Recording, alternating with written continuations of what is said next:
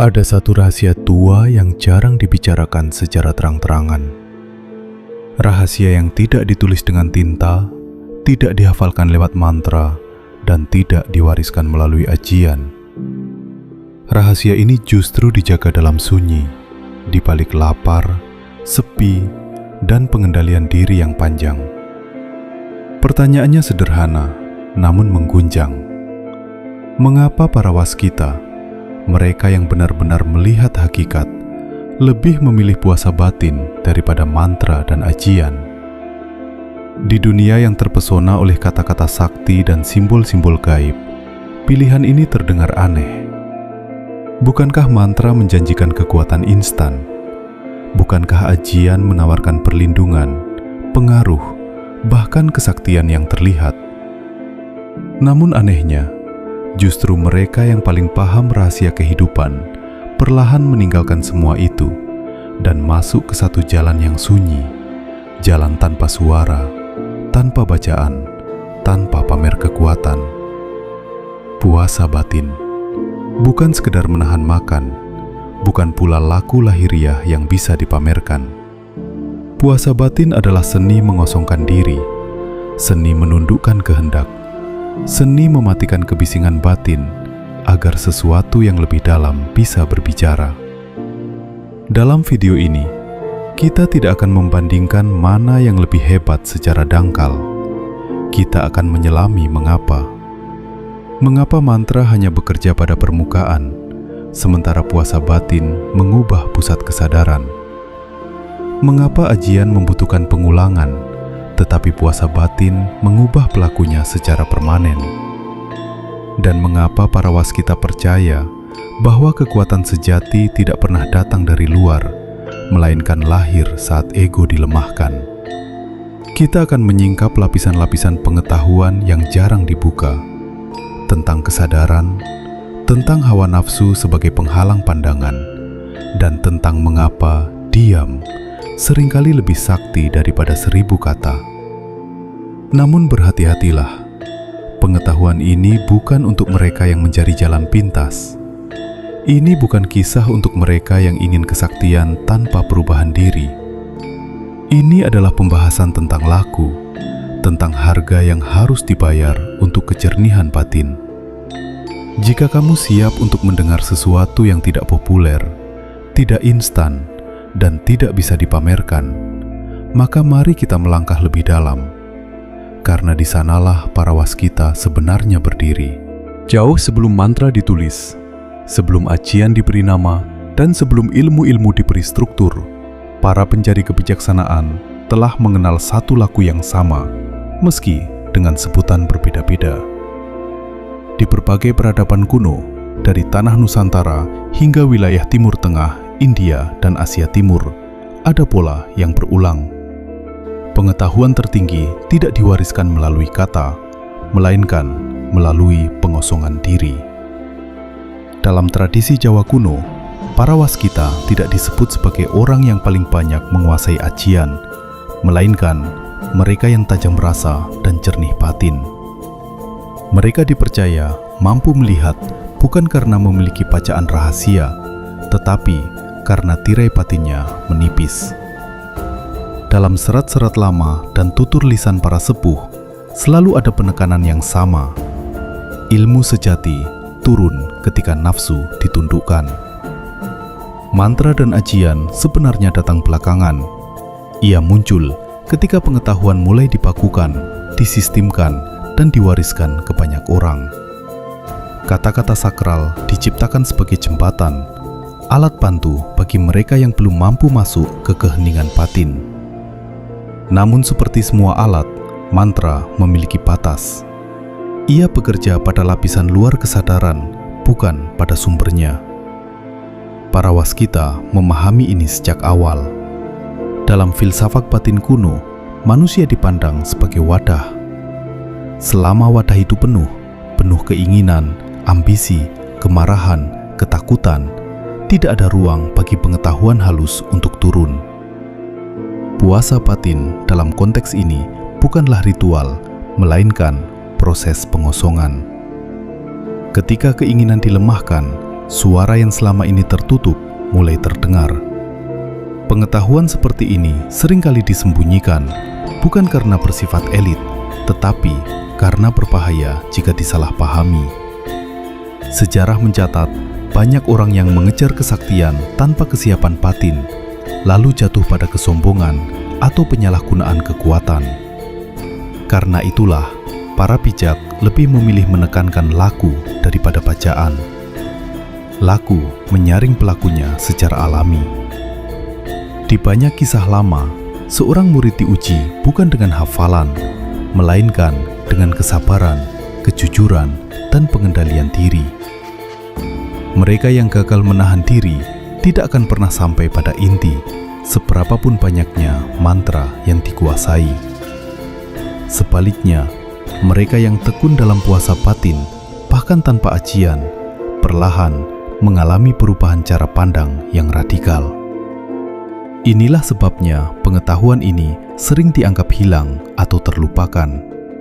Padahal, ia tidak pernah benar-benar hilang. Ia hanya tidak cocok dengan zaman yang serba instan. Puasa batin tidak bisa dipercepat, tidak bisa dipamerkan, dan tidak bisa diuji dengan cara lahiriah. Hasilnya sunyi, namun mendalam. Para waskita memilih jalan ini karena mereka mengerti satu hal penting. Kata-kata bisa dipelajari siapa saja, tetapi kejernihan hanya datang pada mereka yang berani mengosongkan diri. Dan dari pemahaman inilah, kita mulai melihat mengapa puasa batin bukan sekedar alternatif, melainkan fondasi dari seluruh kesaktian sejati. Untuk memahami mengapa para waskita memilih puasa batin daripada mantra, kita harus berani membongkar satu ilusi besar, bahwa kekuatan berasal dari sesuatu yang kita miliki. Mantra dimiliki, ajian dimiliki, bacaan bisa dihafal, diwariskan, bahkan diperjualbelikan. Namun puasa batin bukan sesuatu yang bisa dimiliki, ia hanya bisa dijalani. Bayangkan kesadaran manusia seperti sebuah danau. Ketika permukaannya tenang, bayangan langit terlihat jelas. Namun ketika airnya terus diaduk oleh keinginan, ketakutan, ambisi, dan dorongan-dorongan halus, apapun yang ada di dalamnya menjadi kabur. Mantra bekerja seperti riak kecil di permukaan air. Kadang ia membentuk pola, kadang memunculkan efek. Tetapi puasa batin bekerja dengan cara berbeda. Ia menghentikan pengadukan itu sendiri. Para waskita menyadari bahwa masalah utama manusia bukan kekurangan kekuatan, melainkan kelebihan dorongan batin.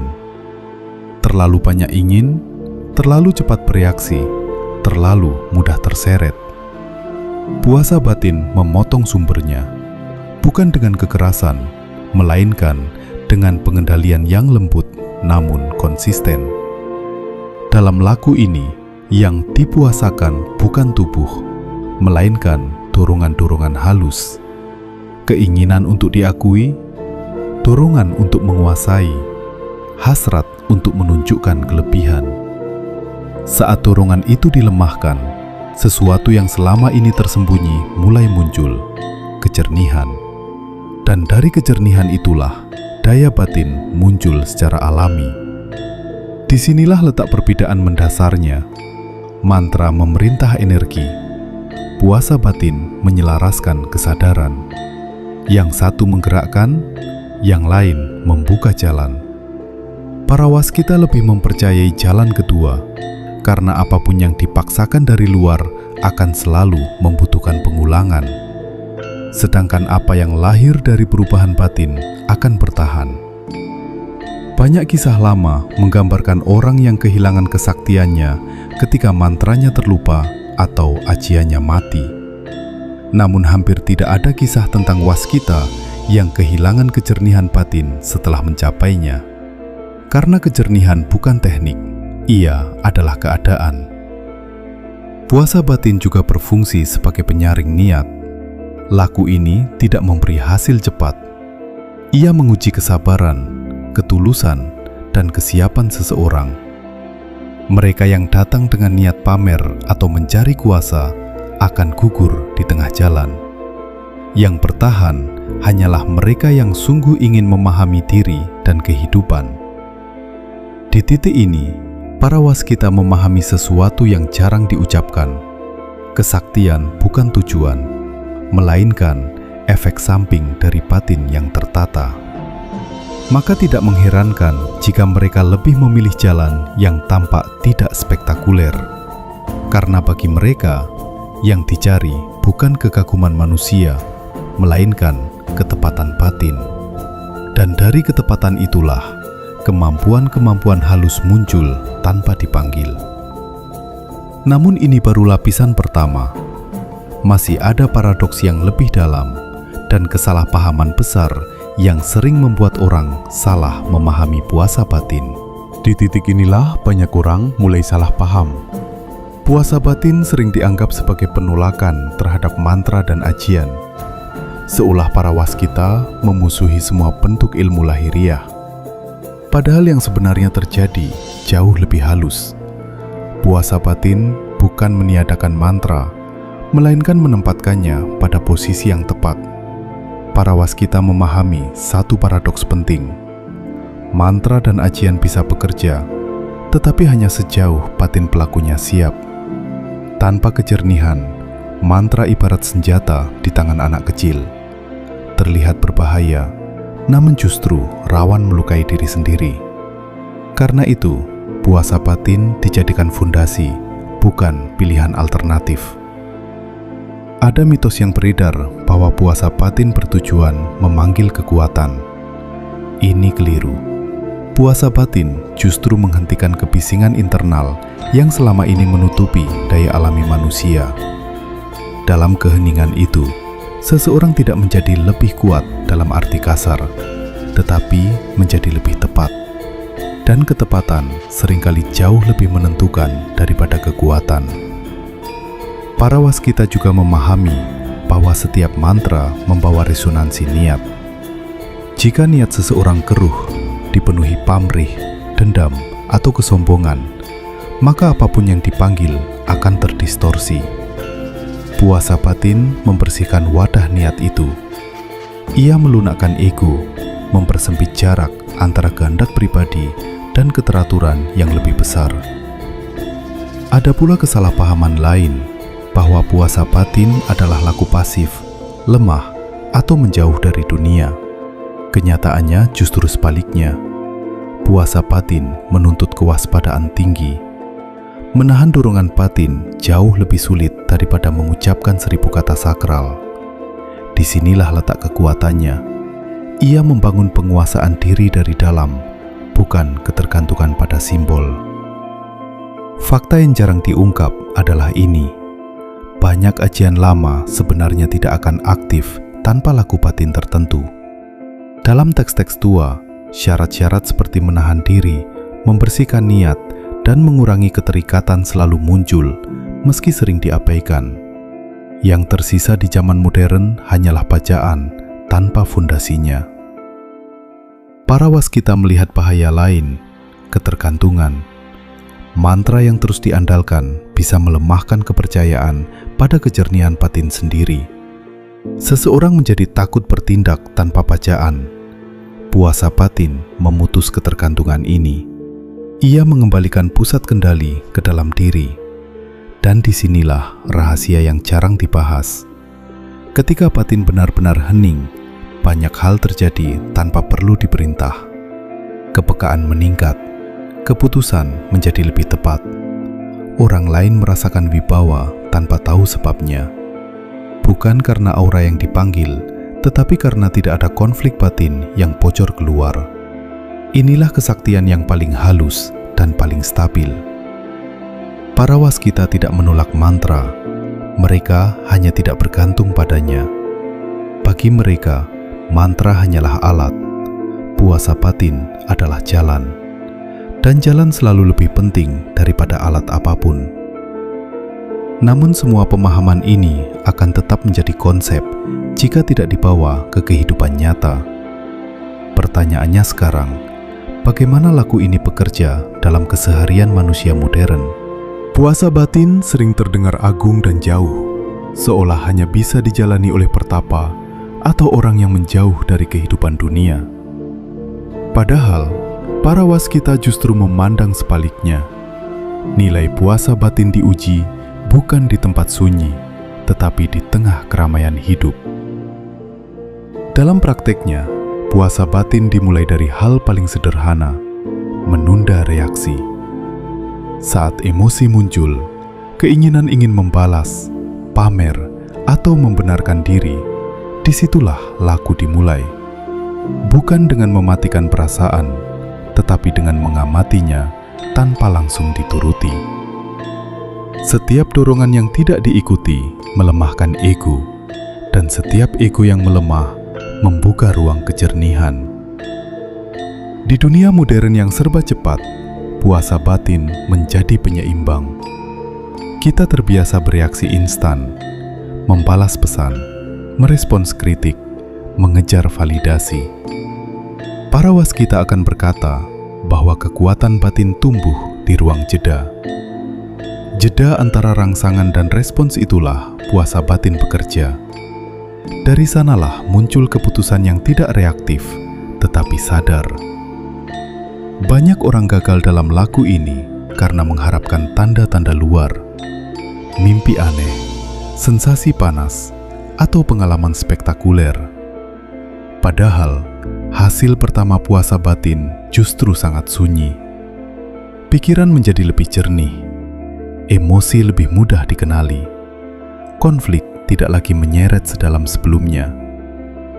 Ini sering disalahartikan sebagai tidak terjadi apa-apa, padahal justru itulah tanda awal keberhasilan.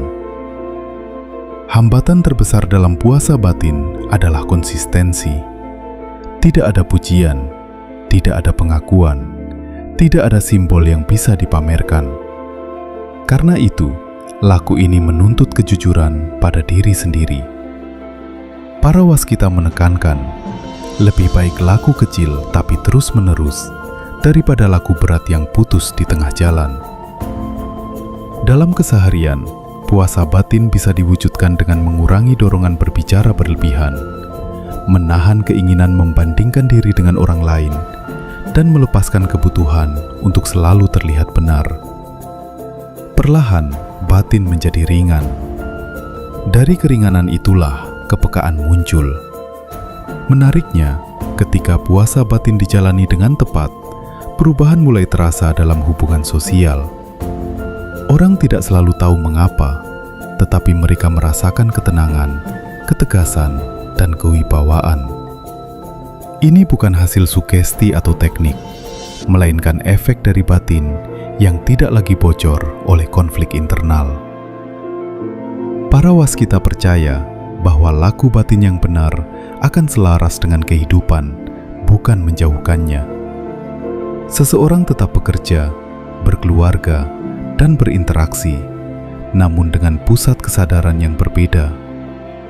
Disinilah puasa batin menunjukkan kekuatannya. Ia tidak mengubah dunia, tetapi mengubah cara kita hadir di dalamnya. Dan ketika cara hadir berubah, banyak persoalan yang dulu terasa berat mulai kehilangan cengkeramannya. Pada akhirnya, pilihan para waskita bukanlah penolakan terhadap mantra, ajian, atau ilmu-ilmu yang diwariskan. Pilihan itu lahir dari pemahaman yang jernih tentang sumber kekuatan itu sendiri. Mereka melihat bahwa kata-kata sekuat apapun tetap berada di luar diri. Sedangkan puasa batin bekerja langsung pada pusat kesadaran, tempat semua keputusan, niat, dan arah hidup bermula. Kita telah menelusuri bagaimana puasa batin hadir dalam sejarah sebagai laku pengosongan, bagaimana ia menjadi fondasi kejernihan batin, dan bagaimana ia bekerja secara nyata dalam kehidupan sehari-hari. Dari sini tampak jelas satu benang merah. Kesaktian sejati tidak pernah dicari. Ia muncul ketika batin tertata. Mantra dapat dipelajari, ajian bisa diwariskan, Namun pengendalian diri, kejujuran batin, dan kesanggupan menahan dorongan-dorongan halus tidak bisa dipinjam dari siapapun. Ia harus ditempuh sendiri. Inilah sebabnya jalan puasa batin selalu sepi, namun selalu dihormati. Para waskita memahami bahwa dunia tidak membutuhkan lebih banyak orang yang ingin terlihat sakti. Dunia membutuhkan manusia yang jernih, tepat, dan tidak mudah digerakkan oleh nafsu sesaat. Dari kejernihan itulah, wibawa muncul tanpa dipanggil. Keputusan menjadi tajam tanpa paksaan, dan pengaruh hadir tanpa harus dikejar. Mungkin inilah pertanyaan yang patut kita bawa pulang. Jika kekuatan sejati lahir dari pengendalian diri, berapa banyak dari dorongan kita hari ini yang sebenarnya tidak perlu dituruti? Video ini bukan ajakan untuk meninggalkan apapun, melainkan undangan untuk melihat lebih dalam. Jika pembahasan ini menggugah sesuatu dalam dirimu, luangkan waktu untuk merenungkannya. Diamlah sejenak, amati batinmu sendiri.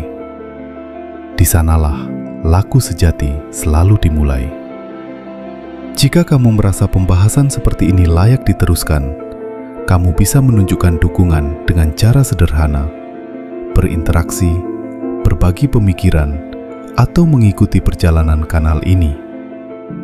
Bukan untuk mengejar jumlah, tetapi untuk menjaga agar pengetahuan yang sunyi ini tetap hidup dan tidak hilang di telan zaman. Karena seringkali kebenaran tidak datang dengan suara keras. Ia datang ketika kita cukup berani untuk hening.